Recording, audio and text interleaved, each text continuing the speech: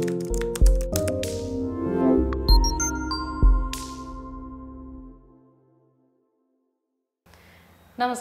आर्थिक न्यूजमा यहाँलाई स्वागत छ। म रिता राउत। आर्थिक न्यूजको आजको संवादमा हामी लामो समयपछि नेपालमा सञ्चालनमा आएको रेलका बारेमा कुराकानी गर्दैछौँ। जयनगर कुर्था क्षेत्रमा लामो समयपछि सञ्चालनमा आएको यस रेलले नेपालीहरूले रेल चढ्न देखेको सपना पुरा गर्नुका साथै यसले चाहिँ नेपाली अर्थतन्त्रमा कस्तो प्रभाव परेको छ, पर्यटकीय क्षेत्रको गतिविधिमा कति विस्तार गर्न सकेको छ, यसले अर्थतन्त्रलाई कति टेवा दिएको छ भन्ने विषयमा हामी आज चर्चा गर्न लागिरहेका छौँ। यसै विषयमा कुराकानी गर्नका लागि नेपाल रेलवे कम्पनीका महाप्रबन्धक निरञ्जन झाज्यू हामीसँग हुनुहुन्छ। नमस्कार सर, यहाँलाई स्वागत छ। नमस्कार, धन्यवाद। सर, लामो समय पछाडि चाहिँ नेपालीहरूले रेल चढ्ने जुन सपना देखेका थिए त्यो बल्ल पुरा भएको छ होइन? जयनगर कुर्थामा सञ्चालनमा रहेको रेलको अवस्था कस्तो छ अहिले सर? निश्चय पनि लामो समयको प्रतीक्षा पश्चात नेपालमा हामीले 78 साल चैतको 19 गते उद्घाटन र 20 गतेदेखि नियमित रूपमा सञ्चालनमा रेल ल्याएका छौँ। यो रेल पहिलो चुनौती त रेल तिरपाल मुनि छोपिएको रेल सञ्चालनमा आउँछ कि आउँदैन भन्ने कुरा आम जनमानसमा पनि सञ्चार माध्यममा पनि निरन्तर उठिरहेको विषय नै थियो। अब म नियुक्त भएको झन्डै 5 महिना पश्चात मैले तिरपाल मुनि छोपिएको झन्डै 18 महिना म नियुक्त हुनुभन्दा अगाडि 18 महिना अगाडि चाहिँ खरिद गरिएको रेल र 2 वर्ष अगाडि निर्माण गरिएको यो ट्र्याक दुईटै हामीलाई हाम्रो नाउँमा ह्यान्डओभर भइसकेको थिएन। त्यो ह्यान्डओभर गर्ने प्रक्रिया अगाडि बढाएर हाम्रो नाउँमा आइसकेपछि हामीले काम सुरु गऱ्यौँ र त्यसको ठ्याक्कै 5 महिना पश्चात सञ्चालनमा ल्यायौँ। पहिलो चुनौती हामीलाई रेल छोपिएको रेल कसरी सञ्चालनमा ल्याउने भन्ने थियो। त्यो चुनौतीलाई स्वीकार गर्दै हामीले सञ्चालनमा ल्याएका छौँ। सञ्चालनमा ल्याइसकेपछि जनमानसमा एउटा उत्साहको क्षण देखिन्छ। खास गरेर धनुषा जिल्लाको कुर्थादेखि इन्डियाको मधुबनी जिल्लाको जयनगरसम्मको 35 किलोमिटरको दूरी यो पुरै ग्रामीण भेगबाट चाहिँ रेलवे ट्र्याक विस्तार भएको छ र जहाँ सडकको सुविधा थिएन त्यहाँबाट यो रेलवे ट्र्याक गएको छ। तसर्थ ग्रामीण क्षेत्रका जनताले आवत जावतमा सहजता पाएका छ भने दुई देशको व्यापार पारवहनमा पनि विकास भएको छ। दुई देशको चाहिँ सांस्कृतिक पर्यटक स्थलहरूको गन्तव्यहरू पनि पहिल्याएको छ यो रेलले र समग्रमा राम्रो नै सन्देश दिइरहेको छ। अहिले नियमित सञ्चालन भइरहेछ कि के छ सर? 78 साल चैतको 20 गतेदेखि नियमित रूपमा सञ्चालनमा आएको छ। चुनावको बेला अब क्रस बोर्डरको कारणले गर्दाखेरि 2 दिन हामीले यो सेवा स्थगित गरेका थियौँ स्थानीय चुनावको बेला। किनभने अब हाम्रो रेल भारतसम्म जान्छ। हाम्रो लास्ट स्टपेज भनेको चाहिँ भारतमा छ। अब बोर्डर सिल भएपछि हामीले त्यो चलाउन सकेनौँ। त्यति बेला चाहिँ अब आचार संहिताले नै त्यो कुरोलाई चाहिँ प्रतिबन्धित गर्यो। बाँकी अरू दिनको 2 पटक, एकतिरबाट अर्कोतिरबाट 2 पटक रेल सञ्चालनमा नियमित रूपमा रहेको छ। 2वटा डब्बा खरिद गरिएको थियो नि हैन? त्यो दुईटै चाहिँ एकैचोटि चलाउन सम्भव नभएर हो कि के हो? खासमा 2वटा यो डेमो ट्रेन खरिद गरिएको थियो। डब्बा भनेको त एउटा बगी जस्तो, अब बगी भन्छन् त्यो हो। यो 2टा डेमो ट्रेन हामीसँग अहिले पनि छ। तर हामी 2टा एकैचोटि चाहिँ सञ्चालनमा ल्याउन सक्ने अवस्था चाहिँ छैन। त्यो किन भन्दाखेरि हाम्रो प्रत्येक साता मेन्टेनेन्समा जान्छ। अब मेन्टेनेन्समा गएको दिन ट्रेन त चल्दैन। त्यो दिन चल्दैन भनेपछि अब यात्रु चाहिँ यात्रा गर्न प्लेटफर्ममा आएर टिकट काउन्टरमा टिकट लिएर चाहिँ यात्रा गर्न आएर त्यो दिन रेल आएन भने फेरि चाहिँ यात्रुले शास्ति भोग्नुपर्छ भनेर चाहिँ तपाईँलाई त्यो चलाउन मिल्दैन। तर खास गरी शनिबार, आइतबार र बुधबार एकदमै भिडभाड हुन्छ यात्रुको। त्यो दिन हामी दुईटै डेमु सेट ट्रेन जोडेर चलाउँछौँ। एउटा डेमु ट्रेनमा जम्मा 5 वटा बगी छ इन्जिन सहित, जसलाई डब्बा हामी भन्छौँ। त्यो 5 वटा एउटा ट्रेनमा 5 वटा छ, एउटा इन्जिन, एउटा एसी र 2.5 वटा जेनरल र आधी चाहिँ बगी भनेको, आधी डब्बा भनेको गार्ड भ्यान हुन्छ। जम्मा यति छ हामीसँग अहिले। अब त्यसकारण चाहिँ तपाईँलाई यो सेड्युल मेन्टेनेन्सको कार्यक्रम रहेको कारणले गर्दाखेरि हामी दुईटै चलाउन सकेका छैनौँ। विगतमा पनि चल्दाखेरि हामीसँग 8-10 वटै इन्जिन थियो। अहिले जम्मा जम्मी हामीसँग 2 ठान छ। अब मेन्टेनेन्समा प्रत्येक साता चाहिँ मेन्टेनेन्समा गएपछि त्यो दिन त रेल चलाउन पाइएन। अनि त्यसले गर्दाखेरि अब एक दिन चल्ने अर्को दिन नचल्ने भनेपछि चाहिँ थप समस्या हुन्छ भनेर चाहिँ तपाईँलाई हामी अल्टरनेट गरी चलाइरहेका छौँ। भन्नु तपाईँले भर्खरै भन्नुभयो होइन, दुईटा पालो पालो चलाइन्छ 2 सेट रेललाई चाहिँ होइन, मेन्टेनेन्सले गर्दाखेरि चाहिँ 2 पटक चलाइन्छ है। त्यो खर्च चाहिँ कति लाग्छ सर मेन्टेनेन्सको लागि चाहिँ? अब यो मेन्टेनेन्सको लागि खासमा खर्च भनेको चाहिँ हामीले एउटा सेट ट्रेन चलाउँदाखेरि झन्डै 250 देखि 300 लिटरसम्म डिजल दिनभरिको खर्च हुन्छ। र हामीसँग भएको अहिलेको म्यान पावर जति छन् नेपाली, त्यसको महिनाको 16 लाख रुपियाँ चाहिँ हामीले पे गर्नुपर्छ। खर्च भनेको यति नै हो। अब भारतको कोंकण रेलवे कम्पनीसँग विगतमा मभन्दा अगाडिको महाप्रबन्धकज्यूले चाहिँ G2G सम्झौता गर्नुभएको थियो। 35 करोड नेपाली रुपियाँ बराबरको र 10 करोड ट्याक्स सहित 45 करोडको एग्रिमेन्ट गर्नुभएको थियो। त्यो एउटा छुट्टै पाटो भयो। त्यसमा चाहिँ 26 जना इन्डियन म्यान पावरहरू नेपाल आएका छन्। लोको पाइलटदेखि लिएर सिग्नलको, ट्र्याक मेन्टेनेन्सको लगायतका चाहिँ तपाईँलाई म्यान पावरहरू आएका छन्। उहाँहरूको र अरू चाहिँ मेटेरियलहरू, गुड्सहरू सहित 35 करोडको एग्रिमेन्ट गर्नुभएको थियो। त्यो एउटा छुट्टै पाटो भयो। किनभने प्रारम्भमा सुरु गर्दाखेरि पुँजी लाग्छ नै, त्यो छुट्टै पाटो भयो। तर चाहिँ तपाईँलाई आजको मितिमा हामी यात्रुहरू जसरी चाहिँ तपाईँलाई डे बाई डे बढिरहेका छन्, उत्साह थपिँदैछ, यसको चाहिँ तपाईँलाई प्रभावकारिताको बारेमा जनस्तरमा पनि जसरी पोजिटिभ हिसाबले कुराकानीहरू भइरहेको छ, यसले हामीलाई पनि ऊर्जा थपेको छ। र विगतमा यो रेलवेको नयाँ अध्यायमा एउटा कोसेढुङ्गाको रूपमा चाहिँ यो देखा पर्नेछ भन्ने विश्वास छ। समग्रमा चाहिँ रेल सञ्चालन गर्नका लागि चाहिँ दैनिक खर्च कति लागिरहेको छ अहिले? समग्रमा दैनिक खर्चको हर हिसाब त अब हामीले यो आषाढ मसान्त पछाडि चाहिँ निकाल्दैछौँ दैनिक रूपमा। तर हाम्रो चाहिँ टिकटबाट उठ्ने पैसाले हामी यो चाहिँ मतलब तिर्न सम्भव छ भन्ने कुरा म यहाँ जानकारी गराउन चाहन्छु। खासमा हाम्रो टिकटबाट जति पैसा उठ्छ त्यसले नेपाली हाम्रो म्यान पावर र फ्युलिङ कस्ट हामीले उठाउन सकिरहेका छौँ। अब अरू हामीले थप आम्दानी को लागि चाहिँ हाम्रो प्लानिङ अनुसारको चाहिँ नेपाल सरकारले सहयोग गर्नु पर्यो। नेपाल सरकारले सहयोग गर्ने बित्तिकै हामी चाहिँ धेरैभन्दा धेरै एउटा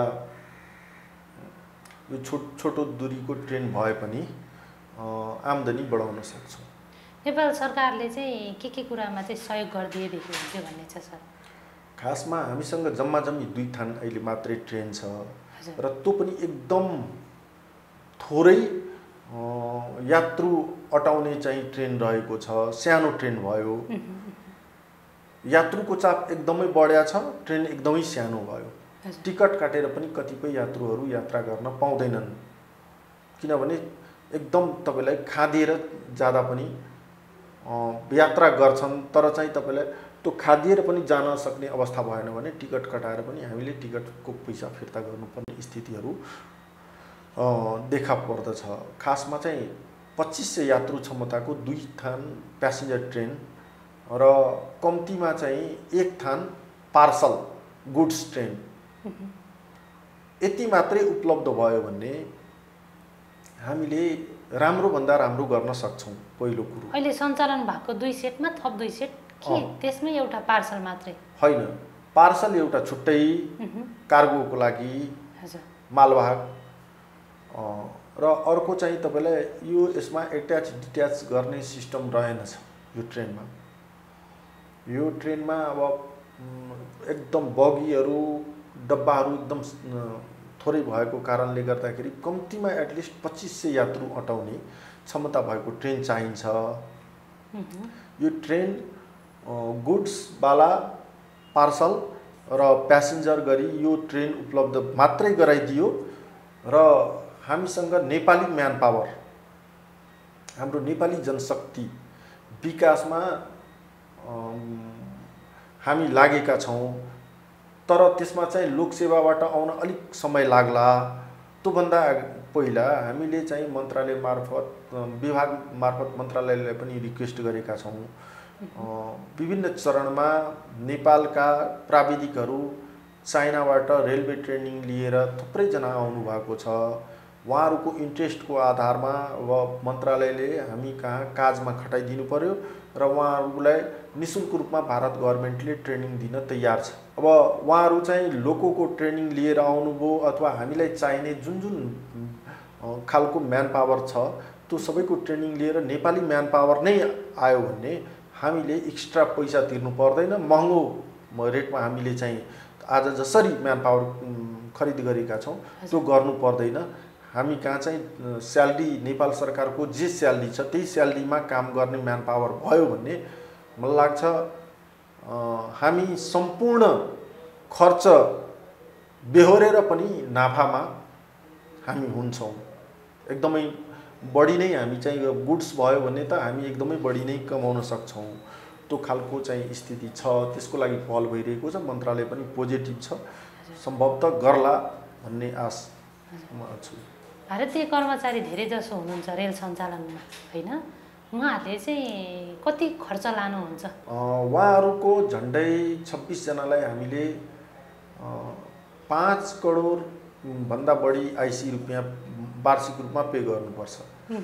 अब त्यो त 26 जना हाम्रो नेपाली म्यान पावर अधिकृत लेभलकै हुनुभयो भने हामीले उहाँहरूको अधिकृतको जति स्यालेरी छ त्यति नै दिनुपर्छ।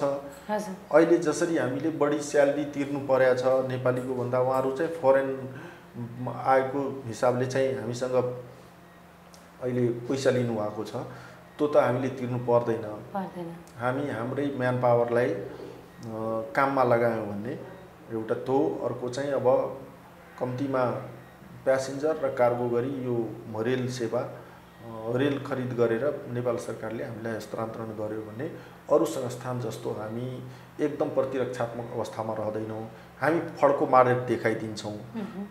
त्यो यहाँहरूलाई र अहिले जनमानसमा म प्रतिको एउटा जुन चिया पसलमा पान पसलमा बसेर पनि जसरी सकारात्मक कुरा गर्छन् त्यसले मलाई ऊर्जा प्राप्त भइरहेको छ। किनभने यो मुलुकमा रेल चल्दै चल्दैन भन्ने कुरा मान्छेको मन मस्तिष्कमा बसिसकेको अवस्थामा म नियुक्त भएकै 1 साताभित्र जनकपुर पुगेर त्यहाँ पुरै ट्र्याकको निरीक्षण गरेर आम जनमानसमा पनि मैले म ट्रेन चलाएर देखाउँछु भन्ने जुन दृढता साथ बोले र त्यस पश्चात मैले बोलेको ठ्याक्कै मिति तिथिमा ड्राई रन यो मितिदेखि गराउँछु गराएँ।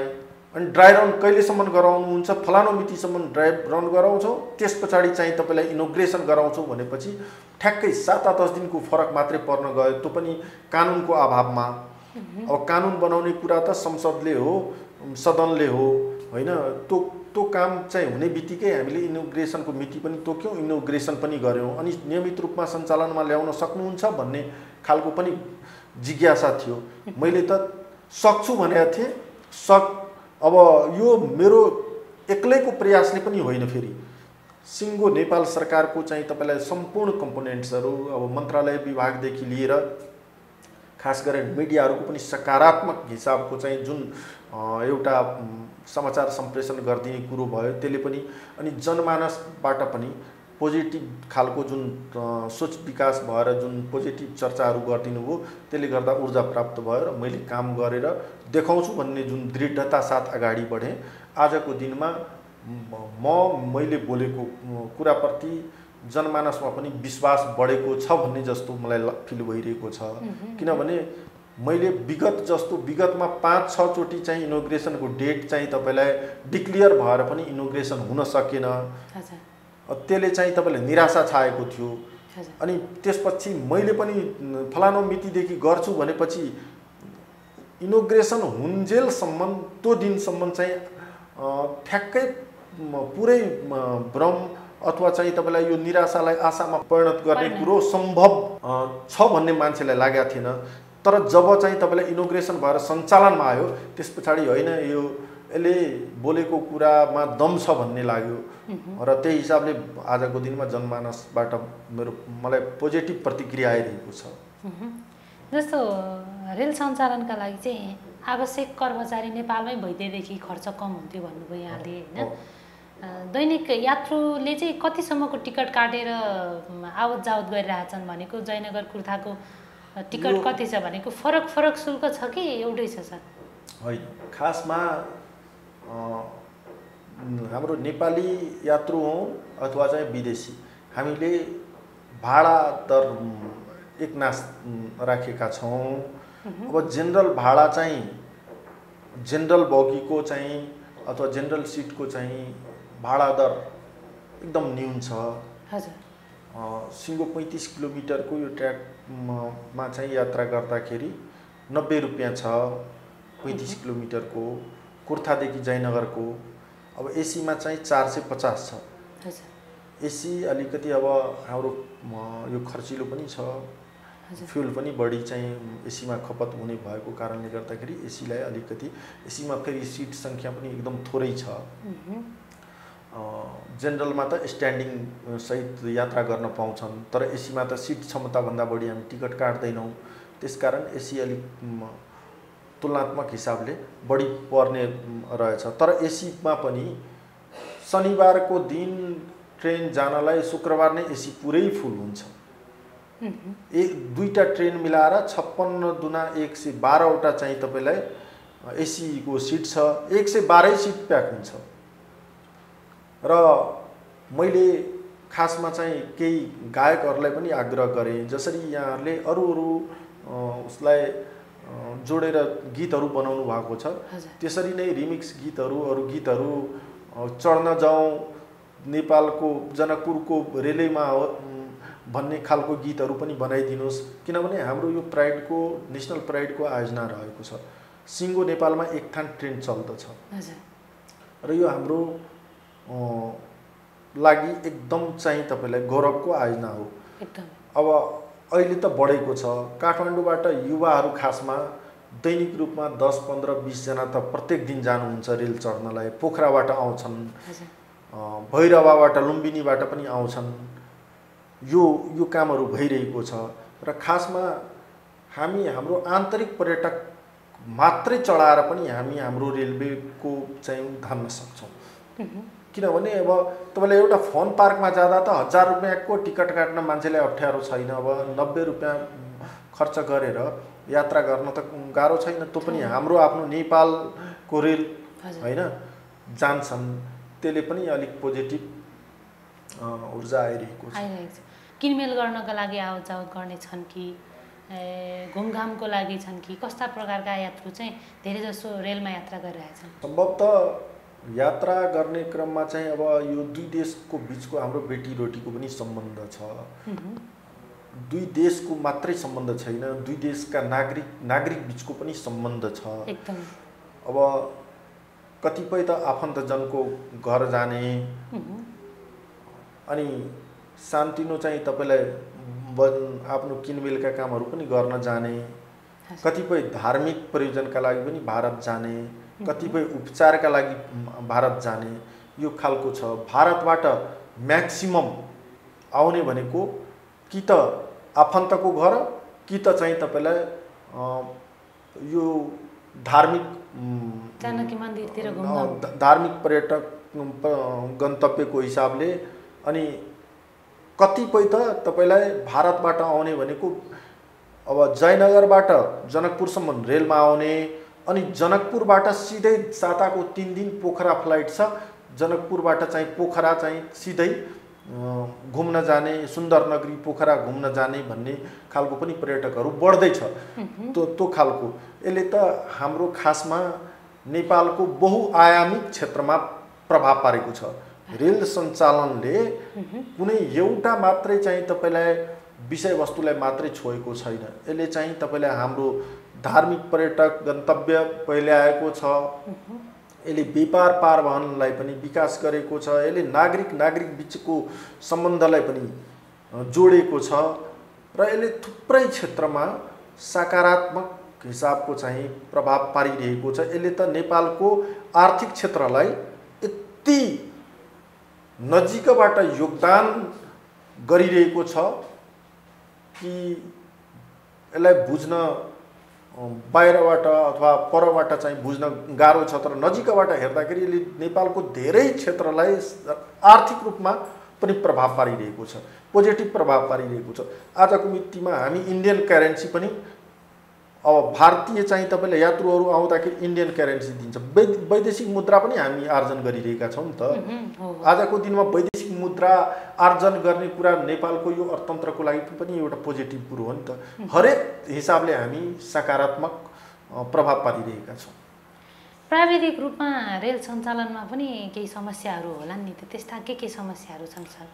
रेल सञ्चालनमा अहिले खासमा समस्या भनेको चाहिँ अब यो व्यवस्थापन सम्बन्धी व्यवस्थापनलाई हामीले चुस्त दुरुस्त गरेर लानुपर्ने अनि चाहिँ तपाईँलाई यो अब लामो समयदेखि नचलेको रेल चलेपछि अलिकति अप्ठ्याराहरू चुनौतीहरूको त सामना गर्नु नै पर्छ त्यो फेरि म चुनौतीदेखि यो अप्ठ्यारादेखि चाहिँ तपाईँलाई भागेर लुकेर बस्ने मान्छे पनि होइन म चुनौतीको जहिले पनि सामना गर्ने मेरो एक खालको चाहिँ तपाईँलाई प्रवृत्ति रहेको छ त्यसकारण त्यो अब आउने कुराहरूको समाधान गर्दै अगाडि बढेको छु त्यसले खास चाहिँ तपाईँलाई अप्ठ्यारो बनाएको छैन अप्ठ्यारो बनाएको कुराहरूलाई पनि मैले एकदम इजी वेबमा समाधान गरेको छु त्यहाँको नागरिक समाज राजनीतिक दल त्यहाँका मिडिया सबैको सहयोगमा मैले राम्रोभन्दा राम्रो गर्ने प्रयास गरिरहेको छु प्राविधिक समस्या आयो भने चाहिँ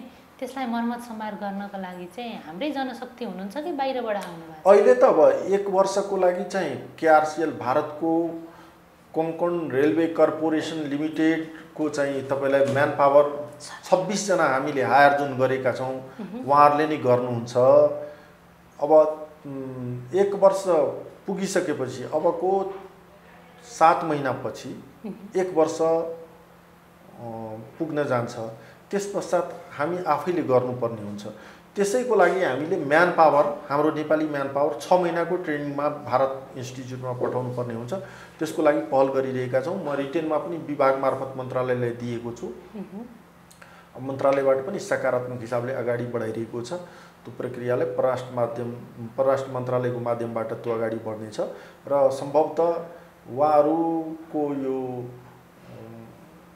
करारको म्याद समाप्त हुने बेलासम्म हाम्रो नेपाली म्यान पावर आउला र हाम्रो नेपाली आफैले गर्ला भन्ने विश्वास लिएको छु त्यो नयाँ जनशक्तिका लागि चाहिँ अहिले कक्षाहरू सुरु भएको छ कि के छ यो नयाँ जनशक्तिहरूको लागि त अहिले हाल कुनै कक्षा भएको छैन सञ्चालनमा छैन उहाँहरूलाई चाहिँ भारतको इन्स्टिच्युटमा 6 महिनाको लागि हामीले पढ्न पठाउनु पर्ने हुन्छ ट्रेनिङको लागि पठाउनु पर्ने हुन्छ भारत गभर्नमेन्टले हामी फ्री अफ कस्ट चाहिँ केहीजनालाई यो ट्रेनिङ चलाइदिन्छौँ भन्नुभएको छ अब त्यसको लागि चाहिँ प्रक्रिया मिलाउँदैछौँ त्यो पनि फेरि स्थायी कर्मचारी हामीले पठाउनुपर्छ हामीसँग भएको पर्मानेन्ट कर्मचारी जुन छ मन्त्रालयको त्यही कर्मचारीलाई चाहिँ हाललाई पठाउने पछि चाहिँ रेलवे कम्पनीले लोकसेवा मार्फत स्थायी कर्मचारी आफ्नै बनाएपछि ती कर्मचारीलाई ट्रेनिङमा पठाएपछि अब मन्त्रालयका कर्मचारी फिर्ता जान्छन् अहिलेलाई त अब हामीले लोकसेवा मार्फत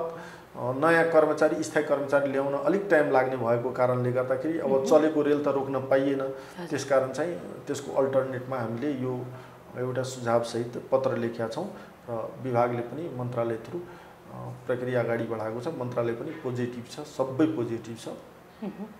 जयनगर कुर्था क्षेत्रमा रेल सञ्चालन भइसकेपछि चाहिँ नेपालमा पनि रेल सञ्चालनको लागि सम्भव छ है भन्ने एउटा देखिएको छ हैन। त्यस्तै जयनगर कुर्था जस्तै अन्य क्षेत्रमा पनि थप रेल सञ्चालनका लागि विस्तार गर्न कति सम्भव छ जस्तो हिमाली क्षेत्रमा, पहाडी क्षेत्रमा हैन, तराई क्षेत्रमा कस्तो छ सर? खासमा यहाँहरूको यो च्यानल मार्फत मैले के जानकारी गराउन चाहन्छु भने 2010 मा नेपालको 5 वटा क्रस बोर्डर रिलेटेड ठाउँलाई फोकस गर्दै भारत गभर्नमेन्टले रेलवे लाइन बनाइरहेको छ, जसमध्ये हालसम्म हामीलाई जयनगर कुर्था खण्डको 35 किलोमिटरको track handling over taking over प्रक्रिया मार्फत चाहिँ हस्तान्तरण गरेको छ। अरू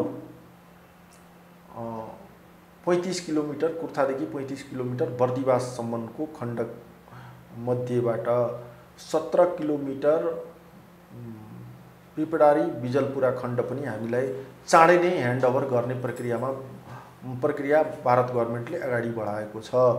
अर्थात् 52 किलोमिटरमा हामी अबको केही महिना पछाडि यो 35 किलोमिटरको जुन ट्र्याक छ त्यसलाई 52 किलोमिटरमा पुर्याउँदैछौँ।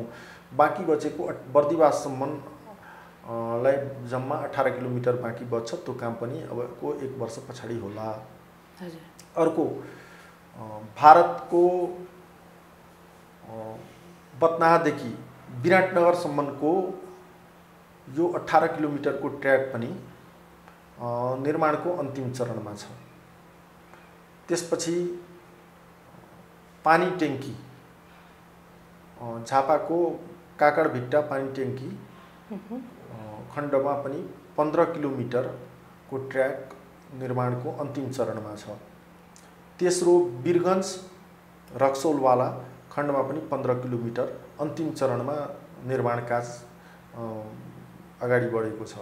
र पाँचौं भनेको भैरवा क्रस बोर्डर, त्यो काम पनि अगाडि बढिरहेको छ। अर्थात् अबको 1-1.5 वर्षभित्र यो 5 वटा ठाउँको त हामीलाई ह्यान्डओभर नै हुनेछ। अरू थप लालबन्दी टु निजगढ 70 किलोमिटरको यो लाइन नेपाल गभर्नमेन्ट आफैले निर्माण गरिरहेको छ। यसमा माटो फिलिङको काम भइसकेको छ, अरू कामहरू पनि अगाडि बढिरहेको छ। त्यसपश्चात निजगढ काठमाडौँ 136 किलोमिटरको डिपिआरको काम सम्पन्न भइसकेको छ। अब त्यसपछि काठमाडौँसम्म जोड्ने कुरो लगभग पक्का-पक्की नै छ। काठमाडौँभित्र पनि 3 वटा ठाउँमा चाहिँ मेट्रो ट्रेन चलाउने कामको लागि चाइनिज गभर्नमेन्टको तर्फबाट डिपिआरको काम हुँदैछ। अब केरुङ साइडमा पनि रेलवे लाइनको काम भइरहेको छ र समग्रमा मेची महाकाली पूर्व पश्चिम रेलवे लाइनको पनि डिपिआरको काम सम्पन्न भएको छ। यो काम पनि अगाडि बढिरहेको छ। समग्रमा हामीले अबको 5 वर्ष पछाडि एटलिस्ट हामीले 500 किलोमिटर भन्दा घट्टी नेपालमा रेलवे लाइन हुने छैन। अनि आउँदो 20 वर्षमा यो लाइन विस्तार भएर झन्डै 1000-2000 किलोमिटरसम्म पुग्ला भन्ने कुरामा आश गरौँ। रेलवे लाइन नेपालमा विकास भइरहेको छ। यसले चाहिँ तपाईलाई हाम्रो जनतालाई जोड्ने काम गर्नेछ।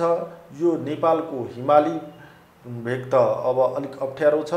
यसले चाहिँ तपाईलाई पहाड तराईमा कम्तीमा चाहिँ यसले यो रेल सेवाले एक नागरिकको दैनिक जीवनमा प्रभाव पार्नेछ, सकारात्मक प्रभाव पार्नेछ। यसले हाम्रो अर्थतन्त्रलाई पनि मजबुत बनाउनेछ र खासमा रोड भन्दा ट्रेनको यो लाइन एकदम ड्युरेबल छ।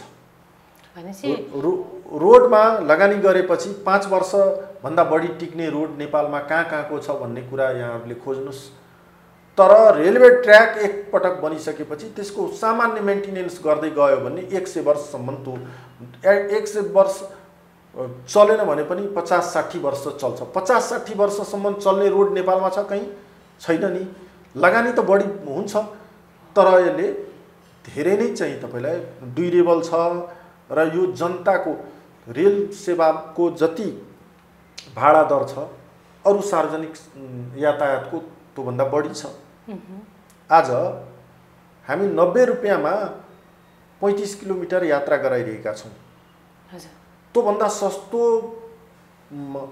भाडा दर कहीँ छ भन्ने कुरा खोजियोस् नि। हामी एकदम सस्तोमा गराइरहेका छौँ। यसले त तपाईलाई नाफा घाटा भन्दा खालि नाफा घाटाको कुरा मात्रै जोडिएको छैन। यसले त नागरिकको जीवन, प्रत्येक नागरिकको दैनिक रूपमा चाहिँ 10 रुपियाँ 20 रुपियाँ 25 रुपियाँ 50-100 बच्यो भने त्यसले नागरिकको जीवनमा प्रभाव पार्छ कि पार्दैन? एकदमै हो। अनि तपाईलाई यो रेल मार्गबाट चाहिँ तपाईलाई भारतदेखि तेस्रो मुलुकबाट चाहिँ तपाईलाई गुड्सहरू हामीले दैनिक उपभोग गर्ने सामानहरू भित्रिएपछि ट्रान्सपोर्टेसन कस्ट एकदमै न्यून लाग्ने हुन्छ अनि हामीले खरिद गर्ने सामानको मूल्य पनि कम तिर्नुपर्छ। अर्थात् सबै क्षेत्रमा यसले प्रभाव पार्नेछ।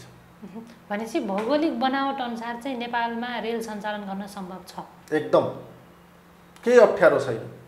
जसरी लगानीका लागि चाहिँ जस्तो रोडमा भन्दा रेलमा चाहिँ बेसी गर्नुपर्छ भनेर जसरी तपाईँले अहिले भर्खरै भन्नुभयो होइन, सम्भव छ यसरी? सरकारले, नेपाल सरकारले सक्छ यसरी लगानी गर्न? यो त क्रमागत रूपमा गर्नुपर्छ। अब एकै वर्षमा त सकिँदैन, बहुवर्षीय रूपमा गर्दै जानुपर्छ।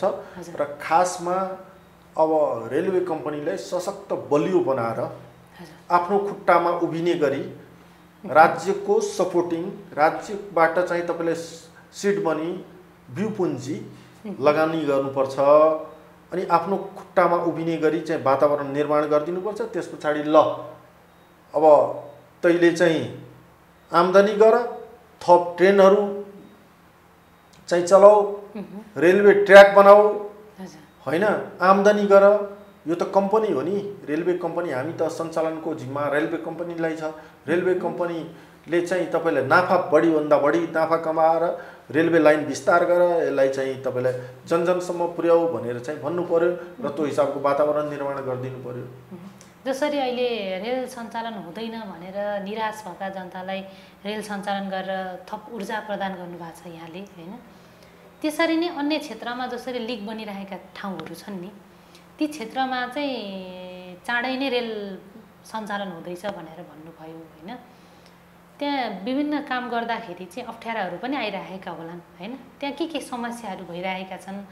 जस्तो निकुञ्ज क्षेत्रमा चाहिँ समस्या छ अरे रेल लिक विस्तारमा भन्ने सुनिन्छ। खास के हो सर त्यहाँ चाहिँ? यो खासमा चाहिँ अब रेलवे लाइनको लागि चाहिँ तपाईँलाई अब एयरपोर्ट बनाए जतिको चाहिँ जग्गा पर्दैन जरुरी। त्यो पनि फेरि चाहिँ तपाईँलाई अब सरकारी जग्गा बाहेक नागरिकको जग्गा हामीले अधिग्रहण गरेपछि त्यसको मुआवजा दिन्छौँ। मुआवजा तिरेर रेलवे कम्पनी, रेल विभागले जग्गा खरिद गरेर जनतालाई मुआवजा दिएर जग्गा बराबरको मूल्य तिरेर अनि त्यस पछाडि चाहिँ जग्गा हामी आफ्नै नाउँमा लिन्छौँ। त्यो जग्गा फेरि चाहिँ रेलवे कम्पनीलाई हस्तान्तरण गर्नुहुन्छ उहाँहरूले। अनि रेलवे कम्पनीको आफ्नै जग्गा हुन्छ। अब जहाँ चाहिँ तपाईँलाई राज्यको जमिन छ त्यहाँ चाहिँ निकुञ्जलाई प्रभाव पार्ने अथवा चाहिँ तपाईँलाई वन जङ्गल धेरै फडानी गर्नु पर्दैन। यो त रेलवेको लिक चाहिँ तपाईँलाई अहिले हाम्रो 1 मिटर 60 सेन्टिमिटरको छ र त्यसपछि थप चाहिँ जग्गा अब प्लेटफर्महरू बनाउनलाई, स्टेसन र हल्ट बनाउनलाई अलिक बढी चाहिन्छ।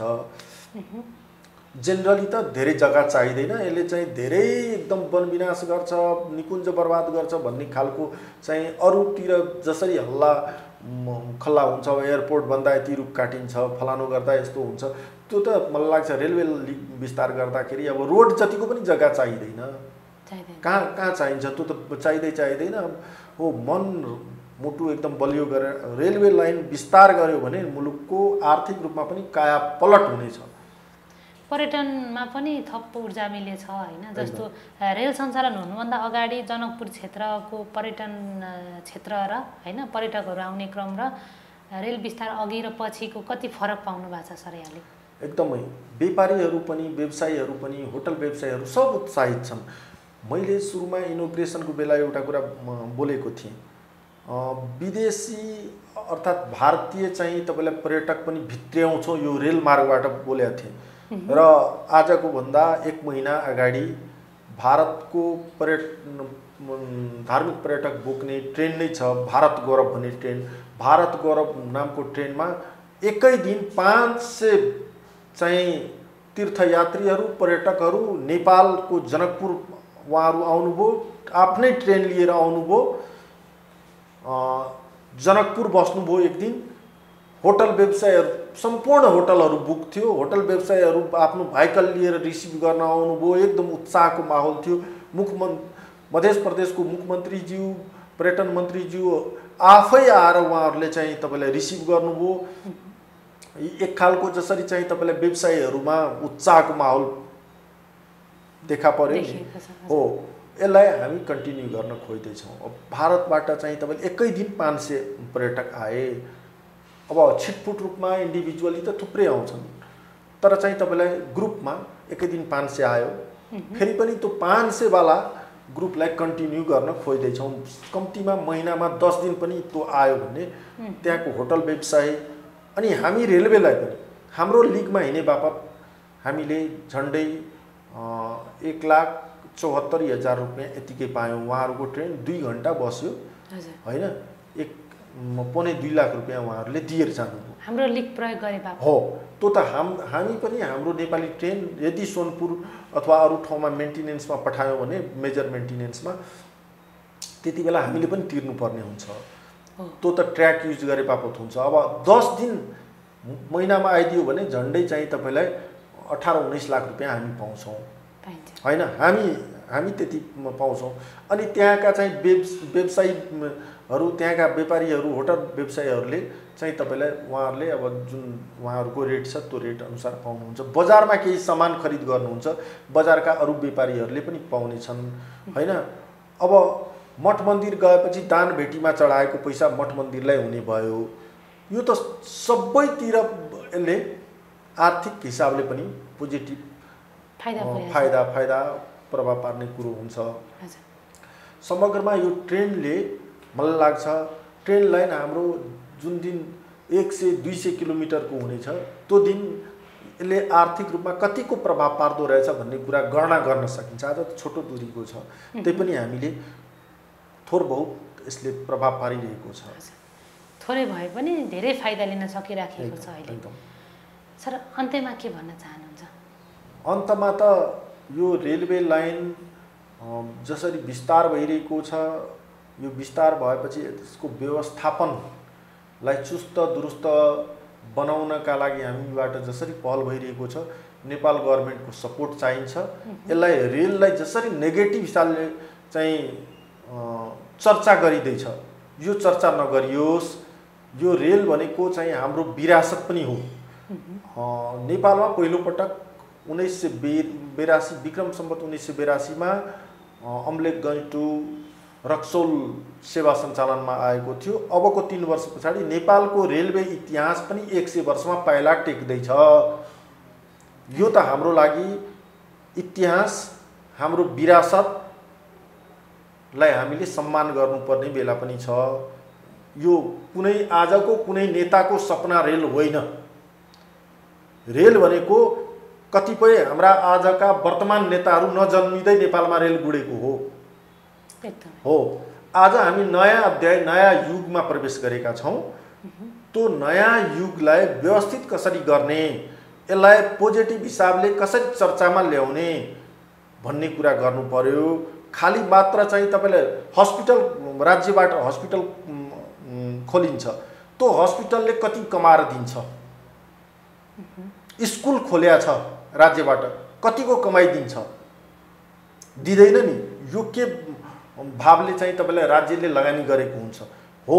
यो रेलवेले डाइरेक्ट रूपमा चाहिँ एकदमै डे बाई डे गभर्मेन्टलाई धेरै कमाएर दिन्छ भन्ने भन्दा पनि जनतामा यसले, जनताको जीवन स्तरमा यसले के प्रभाव पार्छ, राज्यको चाहिँ तपाईँलाई आम्दानीको स्रोत कतिको विकास गर्छ होइन, यो कुराहरूलाई पनि मध्यनजर गरेर यसलाई पोजिटिभ हिसाबले चर्चा गरिदियोस्, पोजिटिभ हिसाबले राज्यबाट पनि यसलाई सम्बोधन गरियोस् र भविष्यमा रेलवे लाइन अझै विस्तार भएर यसले एउटा सकारात्मक सन्देश दिन सकोस् भन्ने कुराको लागि तपाईँ हामी सबैको पहल हुनुपर्दछ भन्ने यो मेरो बुझाइरहेको छ। यसैलाई सार्थकता दिन हामी लागौँ भन्ने मेरो सम्पूर्णमा आग्रह छ। कार्यक्रममा सहभागी भइदिनु भयो, यहाँलाई धेरै धेरै धन्यवाद छ। धन्यवाद। यहाँको च्यानल यो हेरेर बसिरहनुभएका सम्पूर्ण दर्शक दीर्घामा मेरो तर्फबाट धन्यवाद, नमन र खास गरेर यो च्यानललाई धेरै धेरै धन्यवाद बोलाइदिनु भएकोमा धेरै धेरै धन्यवाद दिन चाहन्छु। Thank you sir.